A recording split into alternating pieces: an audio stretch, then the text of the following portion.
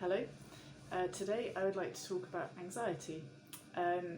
We have lots of resources on anxiety in the Anti-Burnout Club. Rachel's done some awesome stuff, and Bex, around managing anxiety, coping strategies, that kind of thing. So that's not what I'm going to talk about today, because I think we have loads on that.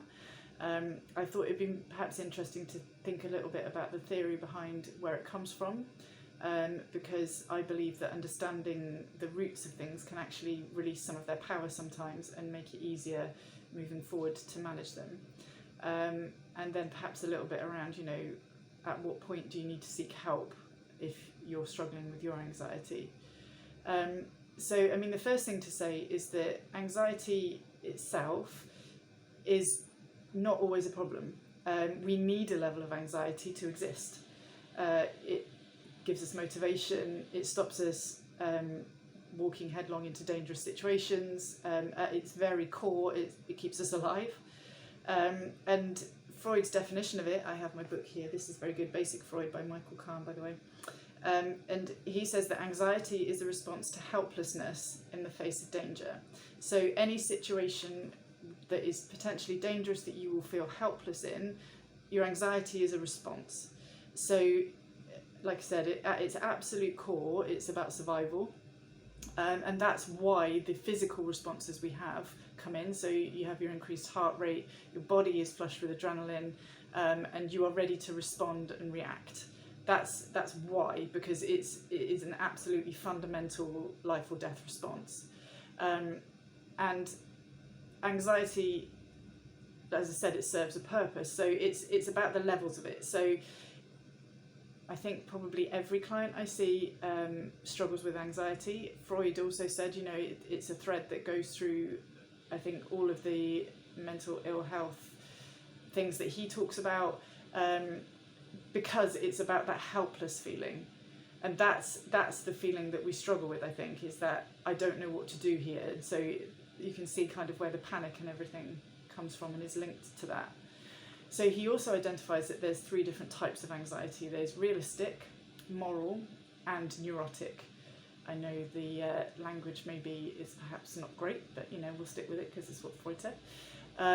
So realistic anxiety is, as it says on the tin really, you are under threat from something in the external world. So there is something out there that you feel helpless in the face of. So it could be, that there's a lion about to attack you. That would be realistic anxiety. You are helpless, probably, in the face of that danger. I know that's an extreme example, but that's kind of, you can understand where that anxiety's come from. You can see in front of you what is causing that anxiety. Moral anxiety is more about your superego and your moral voice. So that means that you would feel helpless in the face of your own guilt. So if you do this action, if you do this thing, you will feel such extreme guilt or shame or whatever, that it will feel so uncomfortable that your anxiety stops you from doing it. So that's moral anxiety. Neurotic anxiety is where you don't really know where it's coming from. So you feel anxiety, but you can't easily attribute it to anything. And so neurotic anxiety is usually where I would be working in my work with clients, because they would have the anxious feelings, they have the physiological responses to anxiety, but they wouldn't fully understand or even partly understand where that's coming from. So I think you can kind of separate it out into the realistic and the moral anxiety. You know why, you know what it is. So an example of the moral one, I don't know, could be if you were going to go and steal something, you would feel anxiety around that, and it hopefully would stop you doing it, because that would be a moral decision. Whereas neurotic anxiety, you don't know why, or you can't easily access why you are feeling anxious. Again, Freud says that through therapy, hopefully you can start to understand where your neurotic anxiety comes from, and that it will either be realistic or moral. The other thing to say is that there are other theories, and CBT is used a lot, thank you Rachel, with anxiety, because So the way that Freud looks at it is kind of from starting at the bottom and working up. So if you understand what's causing the anxiety, then hopefully the need for the anxiety goes. Whereas CBT looks at what is the anxiety, let's deal with that, and then hopefully the root cause kind of won't matter anymore. So there's different ways. There's a guy called, I think you pronounce it Wolpe. I'm not entirely sure how you pronounce it, so I'm sorry if I've said it wrong, but it's spelled Wolpe. Again, I'm looking in my book. And he came up with a thing, systematic desensitization. So basically, that he felt that all anxiety was to do with phobias. He kind of put everything into a phobia context. And so what that means is counteracting the anxiety response by forcing yourself to relax in the presence of the thing that is giving you the anxiety, which might sound a little bit backwards, but actually it does work quite well. So what would happen is, say you were afraid of getting on an aeroplane, the anxiety obviously is the helplessness in the face of danger, so if the plane crashes, you are probably going to die. So in some ways it's a realistic anxiety. So what you would do is you'd start off with the smallest thing, so it could be just somebody saying the word aeroplane, and you would be in a relaxed state in whatever way that you and your therapist or whoever would choose to do that, and you would slowly work your way up. So then it might be looking at a picture of a plane, then it might be thinking about an airport, then it might be going to an airport, so you can see how you'd kind of go up to the point where actually you would get on a plane. So some people say that that's great, and that you'll get on a plane and you'll be able to do that, that's fine, but then that the anxiety will resurface in a different way because you haven't dealt with the thing underneath it. As I say, the different theories, it depends kind of what you subscribe to.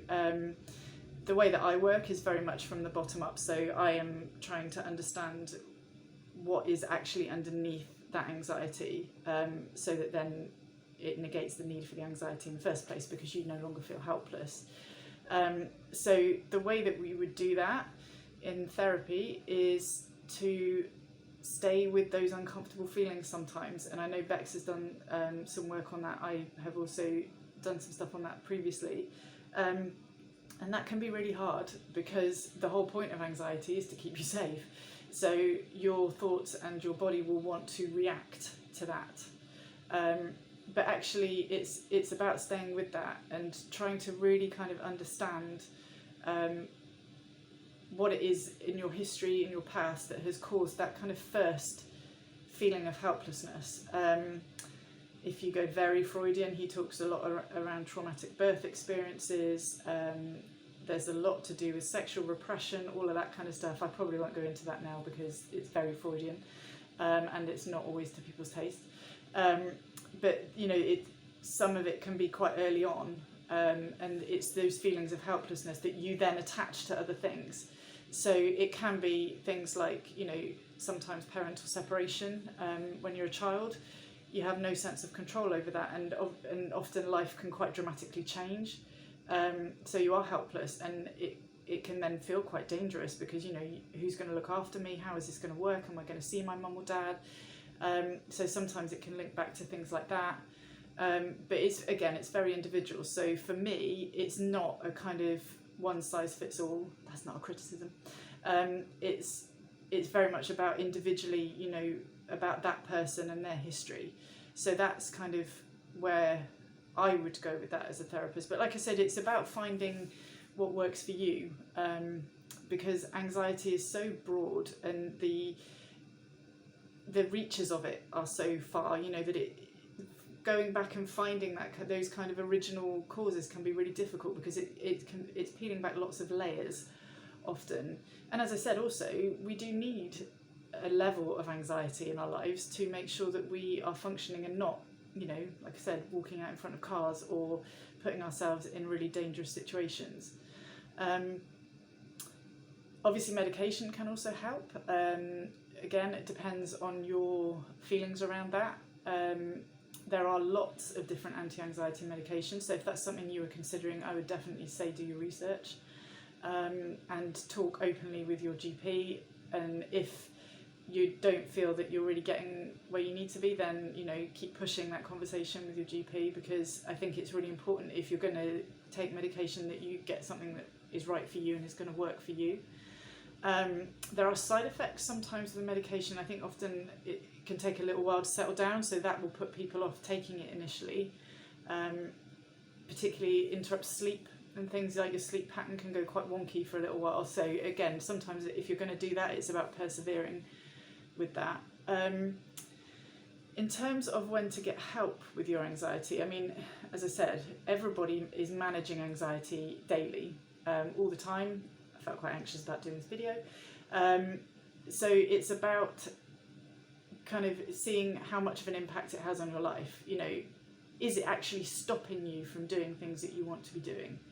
And that's where you'd be tipping into the levels of neurotic anxiety, I think, is if you are making choices and decisions in your life that actually are maybe not really what you want to do, but there is something holding you back. That is perhaps the point where you would need some support with it. I mean, as I said, day to day, we all have our different things. We talk about self-care a lot with the Anti-Burnout Club. Obviously, the Anti-Burnout Club itself is self-care. So it's making sure that that you're doing those things. And if you're doing all of that and you're thinking about how to look after yourself, and you're keeping it in perspective as well. You're thinking, okay, I've got a job interview. It's natural to be anxious about that. Of course, I will be. That's fine. How will I manage that? How can I just recognise those physiological responses and go, okay, this is what's happening, but that's okay. It's a physiological thing. I'm okay. Using grounding, all of that stuff.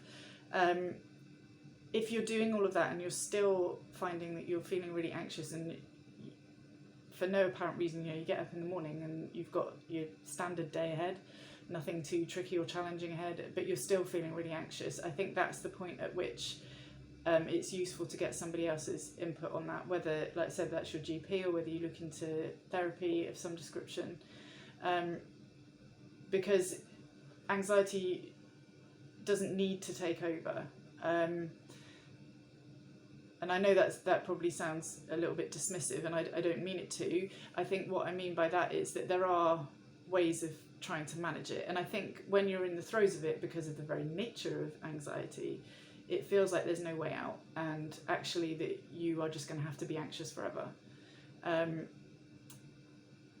you don't have to be. There are ways to manage. Like I said, you have to find the route of therapy that works for you. So whether you want to start at the top and deal with the specific thing that you're struggling with at that moment, I mean, like I said, getting on a plane is quite a broad example, but it can be anything, getting on the bus to work or getting to your job, whatever it is, or whether you want to start from the bottom up and okay, so historically, what is it that's caused my anxiety? So it's about thinking, which feels more comfortable to you, and it could be that you do both. So you could start with the thing, because that's the thing that at the moment is, really having an impact on your life and stopping you from doing and being what you want to be. And then once you've dealt with that thing, then you could kind of go and start to perhaps try and uncover some of the stuff underneath that. So, all of those options are open to you. But I think the biggest thing with anxiety is recognizing that it is a natural response. So, you can understand, if you think about children, that feeling of helplessness, and so you can see why they panic. And as an adult, you come in and you help them in whatever way you can. Like, I have an image of kind of scooping them up. So it's about learning to kind of do that scooping up for yourself, and understanding that it is a reaction to something, that you're not, hopefully, in that moment in real danger, but that your body and your mind for some reason feels that you are. And so sometimes just understanding that can take some of the power out of the anxiety and out of it in that moment, which can help you to then just kind of pull yourself back, use some of the techniques, like I said before, that we've talked about a lot on here, and then be able to manage your day. And it's an ongoing process, and the thing is with anxiety as well, it will come and go. So you might have times where actually everything feels okay and you can get on with things, And then you'll have other times where just getting out of bed and facing the day feels like a huge drama. And again, that's okay. And that's about, again, perhaps looking at what's going on around you. So not just focusing on the anxiety itself, but, you know, and do this when things are going well as well. When you feel less anxious, what's going well? What am I doing for myself at the moment? What is going well around me that, you know, within my control and without of my control? Does that even make sense? Out of my control. You know, what are those things when I'm feeling good? Because then when you struggle, you can perhaps replicate some of those things and think, okay, well, I know that when I'm feeling good and my anxiety is lower, these are the things that work for me, so I'm going to use them. And then on the flip side, when it's bad, have a think about, you know, what else is going on in my life at the moment? Am I eating well, Anna? Am I moving my body, Bex, Toma? You know, like it's those things as well. You know, that's why the Anti-Burnout Club is great, because you have those bases covered. But it's about thinking, you know, is there something else external going on? Is there some other stressor in my life that is using some of my emotional energy, which actually is making it harder for me to just manage those general day-to-day tasks? So I think it's being curious about your own anxiety and thoughtful about it. And again, just being gentle with yourself, which I think is one of the greatest things about the Anti-Burnout Club, is, you know, this making sure that you're gentle with yourself and you're kind to yourself and treating yourself as you would your best friend. You know, if your best friend came up to you and said, I feel really anxious, you wouldn't go, shut up. Well, hopefully you wouldn't. You know, you'd be like, oh, okay, what's going on? And you would take the time to try and understand and to listen and to be there for them. So sometimes it's about making time to do that for yourself. So hopefully a bit of a whistle-stop tour there of some of the theory. And like I said, it's not, I didn't want to go too much into strategies and coping mechanisms and that kind of thing, because I think we do have a lot of that on the Anti-Burnout Club, which is fantastic. So have a look through those resources if you feel like after this, you know, you want to know a bit more kind of specifically. And if you have any further questions, drop me a comment and I will get back to you. Thank you.